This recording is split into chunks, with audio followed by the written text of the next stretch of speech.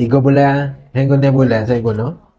Jadi sebab saya guna ni, saya rasa rengeh lah setelah saya guna tu, berbanding dengan produk-produk online. Produk ikhtiar dengan teman ataupun produk lain ni, moga saya tahu saya ni disahkan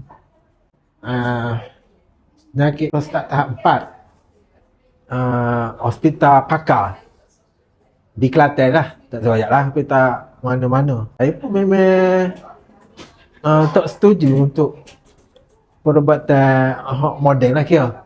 Saya nak gunakan herba. Jadi saya buka YouTube, jumpa iklan tu, lepas tu saya beli produk hak sembuh lalu. Tak tahu lah mana, bukan hak percubaan, beli hak sembuh lalu sebab kita sakit kan. Jadi terpaksa lah korban duit. Apabila makan tu rasa yang lepas tu rasa stabil.